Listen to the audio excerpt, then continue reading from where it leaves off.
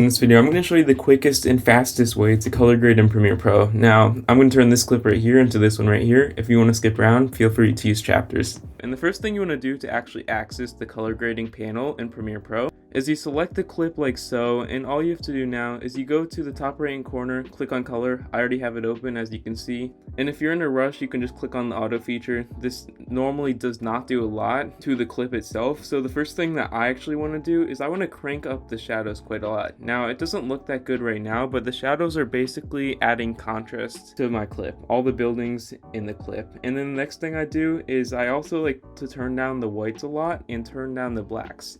Now you can mess around with this, but basically what the white and black does is, as you can see, it just adds more contrast to the current blacks in the clip and more contrast to the current whites in the clip. And then I also like to turn up the contrast a bit so we can get more contrast of the images in this clip, being the buildings, and turn up the exposure just a little bit. And that is the bare bones of color grading. However, if you want to go for a more impressive look to this clip, you could say, I would also crank up the temperature. Now this temperature basically adds more tints to the clip, making it more vibrant in the color scheme you want across your entire video. So I just like to turn that up a little bit, and then I also like to turn up the saturation a lot. Not to 200 specifically, but the saturation basically adds more color to the overall clip. As you can see, if you turn it down to 0, it makes the clip black and white, but in this case, if you turn it up to 200, it makes the clip very vibrant. So I like to just put that on around 100. It depends on the clip though, so I'd recommend messing around depending on the clip that you are color grading. But once we do that, we just want to go down into here and click on the creative panel, which is down here. You just click on that. It's going to bring you to this next pop-up panel in the color grading process. As you can see, we've got a sharpen feature. This basically just makes it dull or sharper the objects in the clip. In this case, I want the buildings to be a little bit more sharp than they currently are. So I'm going to put that at 16, and then I'm going to turn up the vibrance just a little bit. This basically adds more color.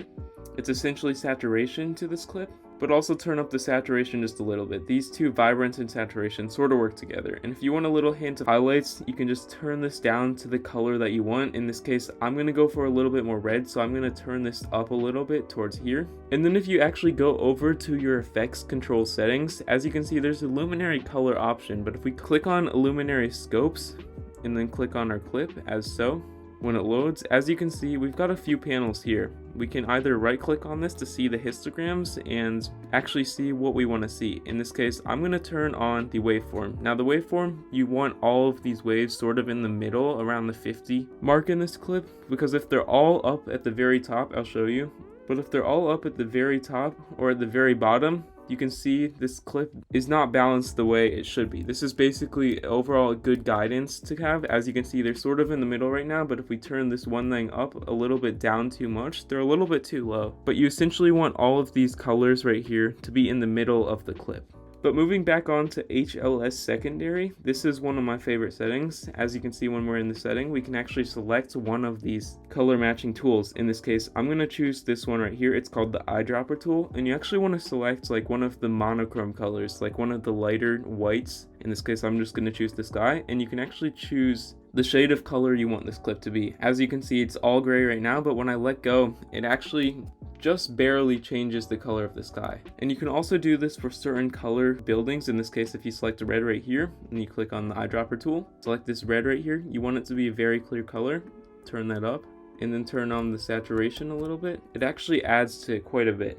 And also, if you scroll down here, you can also increase the temperature for these certain reds. As you can see, this is the red temperature. It's being changed for this clip. And if you want a little bit of a tint in this and maybe some more contrast, if you don't want it to be as dull, you can just turn that up like so.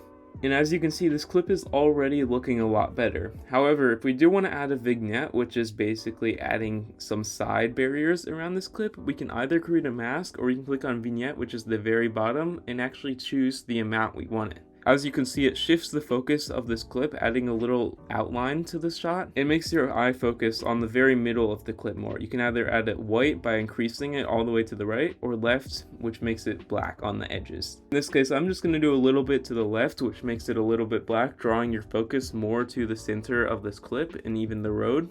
And then I'm going to adjust the midpoint of this a little bit to the right, because I don't want it to be as apparent as it currently is. And as you can see, when I do that and then adjust the roundness, this basically is the feather. The feather is the amount that it gradually shows. In this case, I'm gonna increase it a little bit, and then increase the feather a whole lot too.